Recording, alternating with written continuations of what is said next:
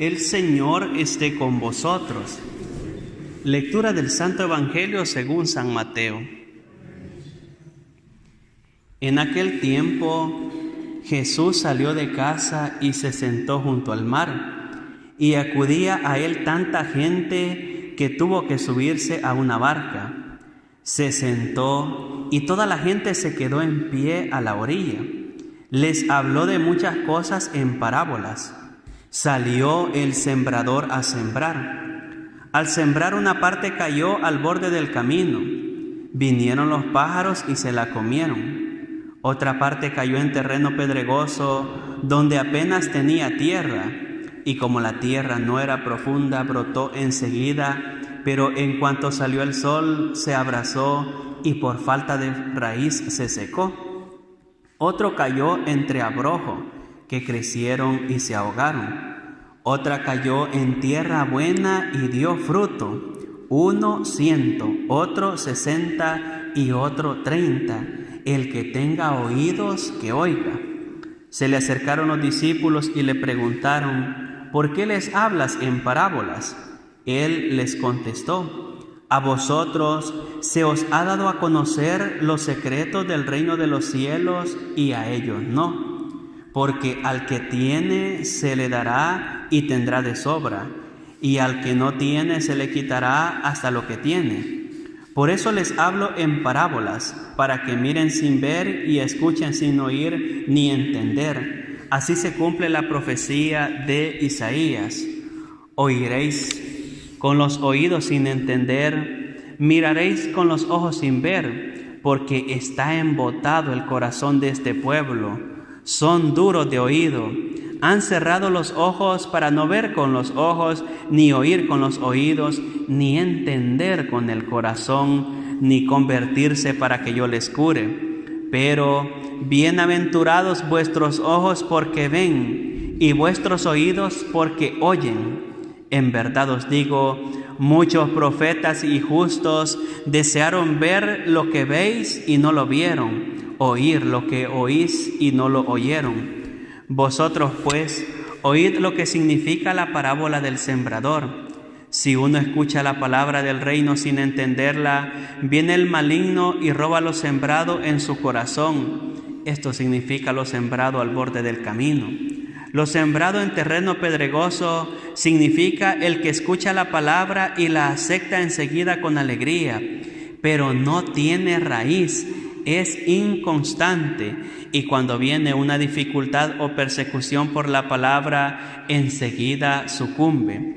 Lo sembrado entre abrojos significa el que escucha la palabra, pero los afanes de la vida y la seducción de la riqueza ahogan la palabra y se queda estéril. Lo sembrado en tierra buena significa el que escucha la palabra y la atiende. Ese da fruto y produce 100, otro 60 y otro 30 por uno. Palabra del Señor.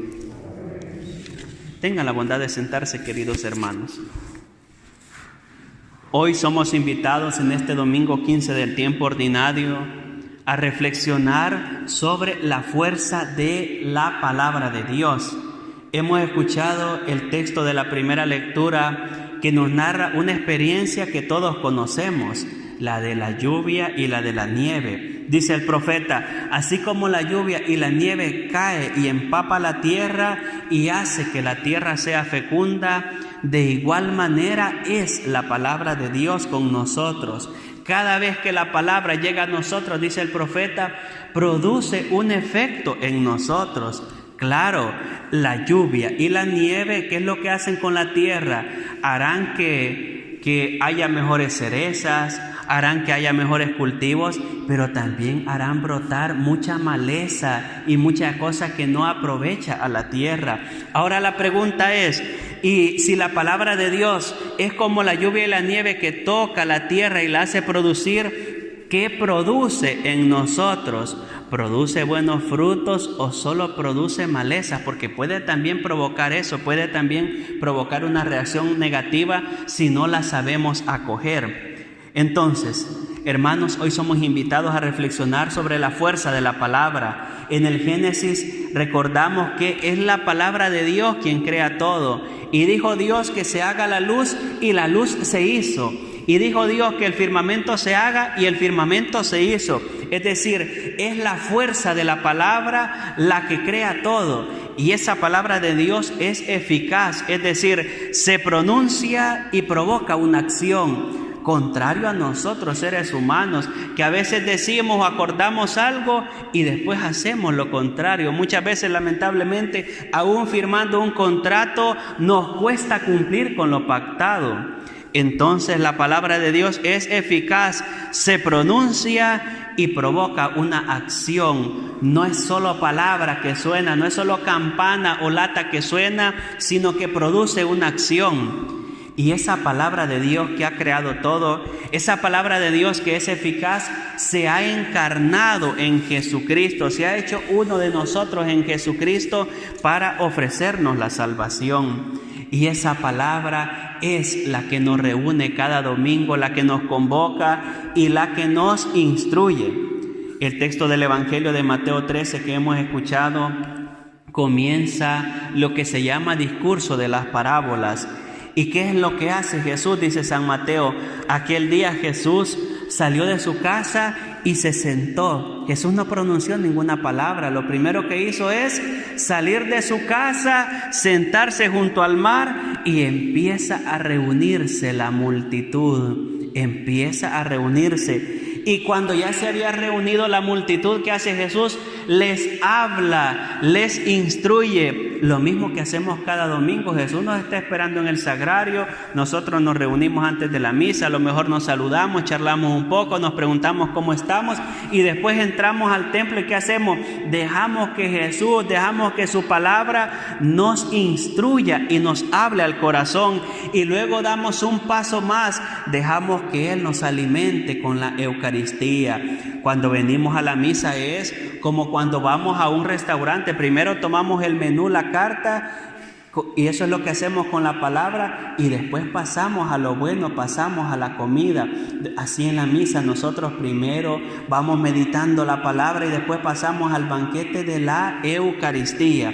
Pues Jesús instruye al pueblo, instruye a la comunidad, y en concreto el capítulo 13 de San Mateo, que es el capítulo de las parábolas o del discurso de las parábolas, responde a la pregunta: ¿qué es el reino de Dios y cómo lo podemos entender? Y Jesús usa ejemplos de la vida ordinaria, ejemplos que todos entendemos. No usa un discurso complicado, lo que hace Él es explicar el reino de Dios con palabras asequibles a todos y todas.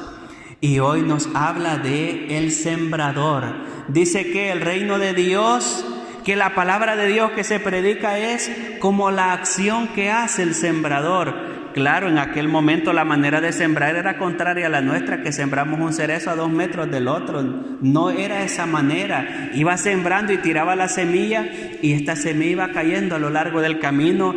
Y lo que Jesús quiere decirnos es que la semilla siempre se siembra. El Señor va sembrando la semilla de la palabra independientemente como sea el terreno. Ahora mismo nosotros estamos en misa. Cada uno es un terreno diverso, cada uno con sus circunstancias, con su manera de ser, con su manera de vivir y de entender la vida. Cada uno es un terreno diferente, pero estamos invitados a ser terreno fértil que produzca mucho fruto. Si yo os preguntara, de acuerdo a los ejemplos que Jesús pone en el Evangelio, ¿qué clase de terreno somos? Creo yo, sin temor a equivocarme, que todos me van a decir, somos terreno fértil. No creo que nadie me diga, yo pues estoy como al borde del camino. No creo yo que nadie lo diga.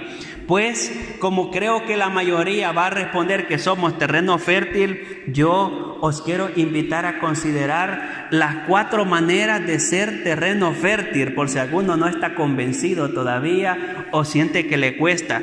Hay 4 maneras, 4 acciones, 4 verbos para pasar de ser un suelo pedregoso, un suelo que no produce fruto, a ser un suelo que produce mucho fruto. Es decir, para ser un hombre, una mujer, un cristiano que acoge la palabra, deja que la palabra le transforme y producir así mucho fruto. Son 4 acciones: escuchar, entender, perseverar y dar fruto. 4 cosas: escuchar, entender, perseverar y dar fruto. Las 4 aparecen en el texto del Evangelio. Yo no me detengo a considerar cada uno de los elementos del Evangelio, porque esto sería la de no acabar hoy, y yo creo que ya todos estamos esperando llegar a casa, comernos el arroz al horno, la paellita, descansar y compartir a lo mejor con la familia. Pues de estas 4 cosas, de estas 4 acciones para hacer tierra fértil, quisiera que hoy las consideremos. En primer lugar, escuchar. ¿Cómo nos cuesta escuchar? ¿Os habéis dado cuenta que en el mundo moderno nos cuesta escuchar? Yo recuerdo a mi madre decir: mire hijo, lo que usted tiene que hacer es cuando una persona habla, usted tiene que estar atento y escucharle.